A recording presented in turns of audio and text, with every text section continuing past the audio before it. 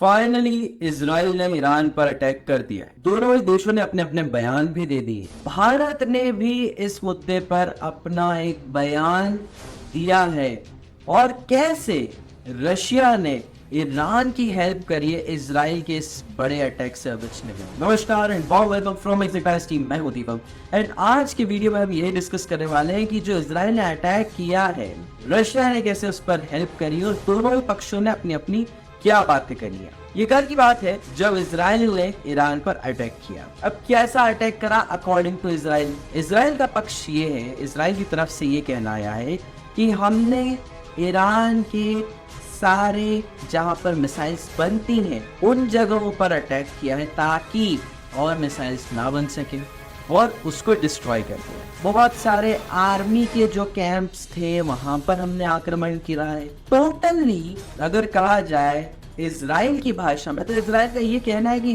हमने निहत्ता कर दिया है ईरान। भाई अगर आप ईरान की बात करें तो कुछ समय बाद ईरान का स्टेटमेंट आया कि हमारे 2 जवान शहीद हुए हैं, बाकी हमें कोई लॉस नहीं हुआ एंड 2 जवानों का बदला हमने।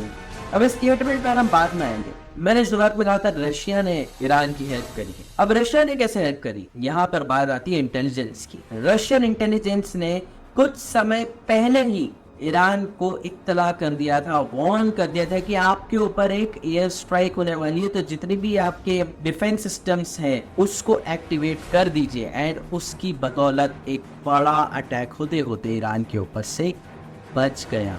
मैं कहूँगा रशिया ने काफी हद तक एक भीषण वॉर होने से बचा ली, क्योंकि अगर इजराइल एक बड़ा अटैक कर देता ईरान के ऊपर तो मैंने आपको लास्ट वीडियो में भी कहा था इंडियन पर्सपेक्टिव से हमारे लिए एक बहुत बुरी न्यूज़ होती। बुरी न्यूज़ क्यों होती?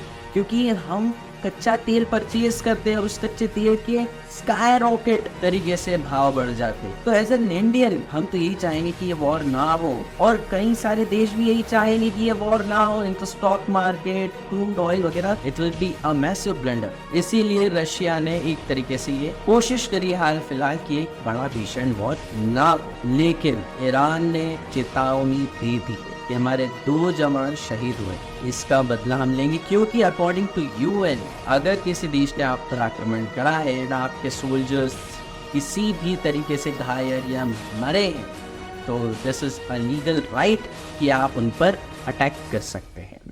अब कई सारे लोग बोलेंगे पहले ईरान ने करा, इजराइल करा, see they are having a back long history, उसमें अभी नहीं जाते हैं। लेकिन now Iran have given a hint that they will backfire again. Iran फिर से ज़रूर अटैक करेगा, ये सा ईरान ने एक हिंट दिया है। अब एक छोटा सा पर्सपेक्टिव ये भी आता है कि इजराइल इस तरीके का अटैक आपको लगता है करेगा या किया है? बातें तो बहुत बड़ी बड़ी हो रही थी कि इजराइल ने कहा है कि हम नक्शे से हटा देंगे या फिर हम इस बार बहुत खतरनाक आक्रमण करेंगे। तो फिर इतना कॉमन, मैं कहूँगा ये तो बहुत ही बेकार एक अटैक हुआ, this was a total failure. तो क्या ये ध्यान भटकाने के लिए था अटैक, या कुछ और बड़ा होने वाला है, इससे थोड़ा सा ध्यान डाइवर्ट कर रहे हैं, या इजराइल कुछ बड़ा प्लान कर रहा है?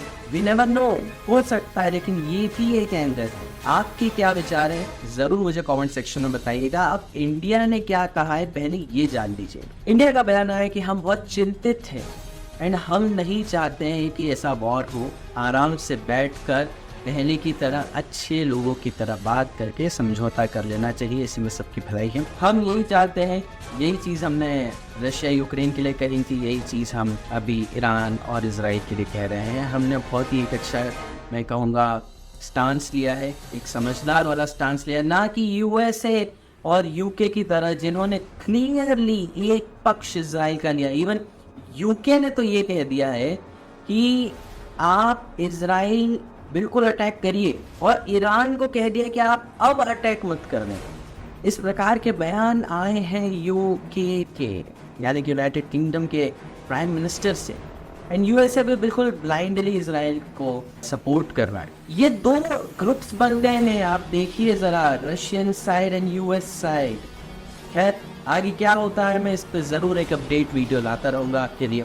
बने रहिए एग्जैक्ट के साथ, stay tuned with exact if you want to know more about it. कैसा लगा आपको ये वीडियो, आपके क्या विचार हैं, क्या थॉट्स हैं, कमेंट सेक्शन में ब्लडली कहिए, खुद आम कहिए, और ऐसी इंटरेस्टिंग वीडियोस के लिए कीप फॉलोइंग एक्सेट्रा।